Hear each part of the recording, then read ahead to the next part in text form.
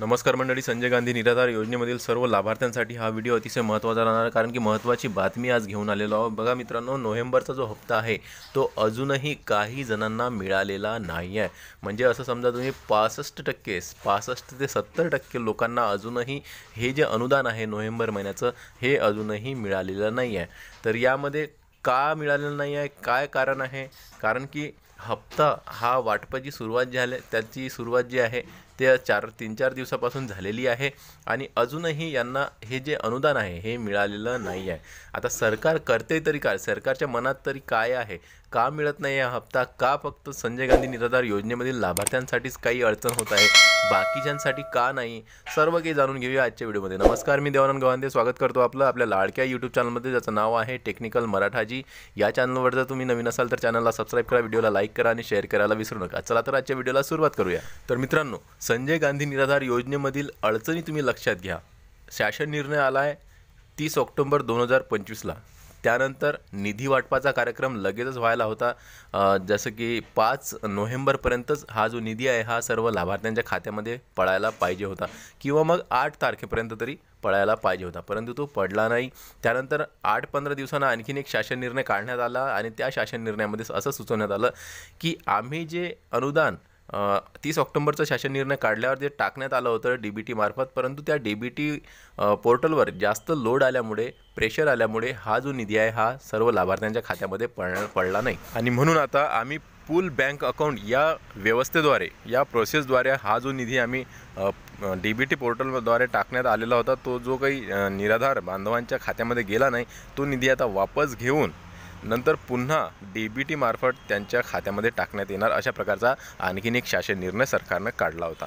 आता तो सरकारनं शासन निर्णय काढल्यानंतरही 3-4 दिवस आपले जे पैसे आहेत, 4-5 दिवस आपल्याला जे मिळालेले नाही आहेत।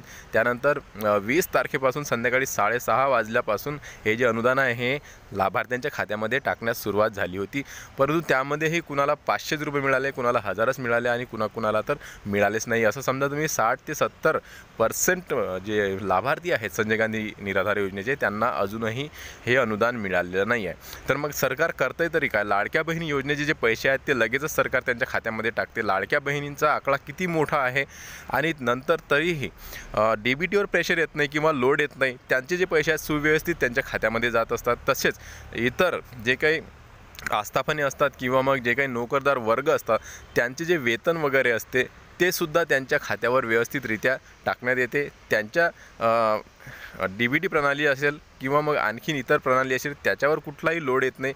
फक्त आणि फक्त निराधार बांधवांच्याच DBT प्रणालीवर लोड का येत आहे? का सरकार असं म्हणत आहे की यांना उशीर झाला आहे, यामुळे झाला आहे, किंवा मग इतर तांत्रिक अडचणी सांगतात। बरं, ते असू द्या, ठीक आहे, ते तांत्रिक अडचण असेल, परंतु मग सरकारला आम्ही सर्व कागदपत्रे जमा केलेले आहेत, आमच्या जे काही KYC आहेत ते पूर्ण केलेली आहे, आमचे जे काही कागदपत्र आहेत, UDID कार्ड असेल किंवा दिव्यांग प्रमाणपत्र असेल किंवा इतरही कागदपत्र असतील निराधार बांधवांचे, ते सर्व आम्ही जमा केलेले असताना तहसील कार्यालयामध्ये जाऊन देऊन तरीही आमचे जे निधी आहे आम्हाला मिळत नाही व्यवस्थित बरोबर। तर मग सरकार करतंय तरी काय? सरकारच्या मनात नेमकं चाललं आहे तरी काय? आता हे ज्या निवडणुका आहेत, या निवडणुकीच्या मागे सरकार लागलं आहे का? मग सरकार निवडणुकीच्या मागे लागलं तरी जरी असेल तरी जे काही अधिकारी किंवा पदाधिकारी या संबंधीचे असतील, जे की DBT प्रणालीवर आपले अनुदान टाकतायत, त्यांना हे अनुदान टाकण्यासाठी एवढा वेळ का लागत आहे? त्यांच्यासाठी का बरं एवढी परेशानी होत आहे किंवा प्रॉब्लेम होत आहे? DBT मार्फत तुम्ही लाडक्या बहिणींना आणि इतर योजनांचे पैसे टाकता येतात त्यांना सरळ, परंतु फक्त निराधार बांधवांच्याच पैशांचा अडचण का होत आहे? हा कुठेतरी प्रश्नचिन्ह इथं निर्माण होत आहे। तर सरकारला आम्हाला पैसे द्यायचे नाही आहेत का? अनुदान वाढ केली आहे दिव्यांग बांधवांना, तरीही ही अनुदान वाढ त्यांना मिळत नाही आहे। मागच्या महिन्यातले सुद्धा त्यांचे 1000 रुपये बाकी आहेत काहींचे, आणि काहींचे या महिन्यातले सुद्धा बाकी आहेत। तर काहींना मिळालेच नाही आहेत पैसे, काहींना मिळाले तर फक्त 500 रुपयेच मिळाले, कुणाला 1500 मिळाले, कुणाला 2500 रुपये सुद्धा मिळालेले आहेत। परंतु अजूनही 60 ते 70% लोकांना हा जो निधी आहे हा पूर्णपणे मिळालेला नाही आहे। तर मग आता अशात काय मानायचं? शासन निर्णय काढला आहे, सर्व काही झालं आहे, प्रोसेस केलेली आहे, तुम्ही डबल टाकलेले आहेत पैसे, तरीसुद्धा पैसे आले नाही आहेत। मग याचा मतलब काय पकडायचा आहे? याचा आम्ही काय समजायचं? सरकारला कुठेतरी याकडे ध्यान द्यायला पाहिजे। जसे तुम्ही लाडक्या बहिणींना वेळेवर त्यांचे पैसे देत असतात, त्यांचे जे काही हप्ता असतो तो हप्ता त्यांना वेळेवर टाईमशीर त्यांच्या खात्यामध्ये टाकण्यात येतो, जी काही तारीख तुम्ही फिक्स करता त्या तारखेला नेमकं लाडक्या बहिणींचा हप्ता असो किंवा मग इतर योजनेतील हप्ता असो हा त्यांच्या खात्यामध्ये पडत असतो। मग फक्त जे काही संजय गांधी निराधार योजनेतील लाभार्थी आहेत त्यांनाच उशीर का, त्यांच्याच निधी टाकण्याच्या कार्यक्रमामध्ये ही अडचण का, असा प्रश्न सर्व लाभार्थ्यांना पडलेला आहे। मग आता एक गोष्ट आणखीन लक्षात घ्या की संजय गांधी निराधार योजनेमधील जे काही लाभार्थी आहेत त्या लाभार्थ्यांपैकी दिव्यांग योजनेतील जे लाभार्थी आहेत त्यांना अनुदान वाढ केलेली आहे आणि ही अनुदान वाढ दिव्यांग जे लाभार्थी आहेत दिव्यांग योजनेतून जे लाभ घेत आहेत त्यांनाच मिळत आहे आणि जे काही इतर योजनेतून लाभ घेत आहेत दिव्यांग असले तरी जे काही संजय गांधी निराधार योजनेमधून लाभ घेत आहेत त्यांच्यासाठी सरकारनं सांगितलं होतं की तुम्ही UDID कार्ड, दिव्यांग प्रमाणपत्र किंवा मग आणखीनही त्यांचे जे कागदपत्र आहेत ते तुम्ही तहसील कार्यालयामध्ये जमा करा आणि आपली KYC करून घ्या।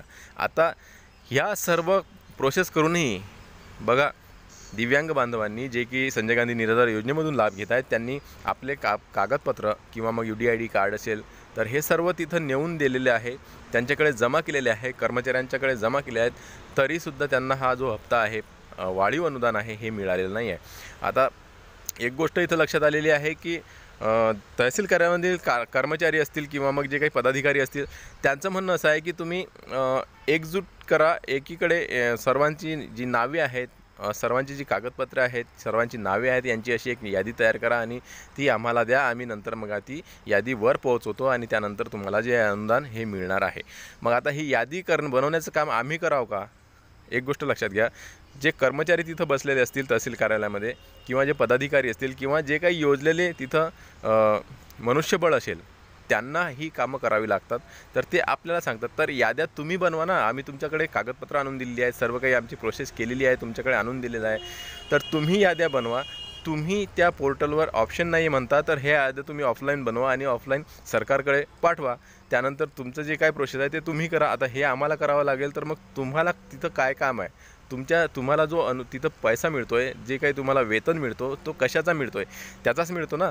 तुम्ही हे काम तुमचं आहे, आमचं नाही आहे। तर ही गोष्ट इथं लक्षात घ्यायला पाहिजे की सरकारचे कर्मचारीसुद्धा आपल्याला असे उडवाउडीची उत्तरं देत आहेत। हे जर काम आपण केलं आहे तर मग त्यांना तिथं कशासाठी बसवलं आहे? तर सरकारनं याकडे लक्ष द्यायला पाहिजे। मुख्यमंत्री साहेबांनी, उपमुख्यमंत्री साहेबांनी, त्याचबरोबर जे काही आपल्या विभागाचे सामाजिक न्याय विभागाचे मंत्री असतील त्यांनी याकडे लक्ष द्यायला पाहिजे आणि लवकरात लवकर हे सुव्यवस्थित केलं पाहिजे आणि सर्व निराधार बांधवांचे जे काही राहिलेले कागदपत्र आहेत किंवा मग जे काही दिव्यांग बांधवांचे कागदपत्र असतील किंवा त्यांचे जे KYC असेल किंवा मग त्यांचे जे याद्या बनवण्याचे जे काही काम असेल ते सरकारनं त्वरित कर्मचाऱ्यांना आदेश देऊन बनवावून त्यांच्याकडे तो जो डेटा आहे तो डेटा बोलवून घ्यायला पाहिजे आणि लवकरात लवकर हा जो निधी आहे लवकरात लवकर सर्व लाभार्थ्यांच्या खात्यामध्ये टाकायला पाहिजे। आता आधीच खूप उशीर झाला आहे, सर्व निराधार बांधवांना एकच आशा राहते की आपलं जे अनुदान आहे हे पेमेंट आपल्या पुढच्या महिन्यात 5 तारखेपर्यंत 8 तारखेपर्यंत येणार आहे आणि या आशेवर ते जगत असतात, कारण की दुसरा पर्याय नाही त्यांच्याकडे। त्यांच्या औषधांचं काम असेल किंवा दवाखान्याचं काम असेल किंवा मग इतर गरजा भागवण्याचं काम असेल ते यामधूनच करत असतात आणि त्यानुसारच ते वाट बघत असतात या निधीची, या हप्त्याची।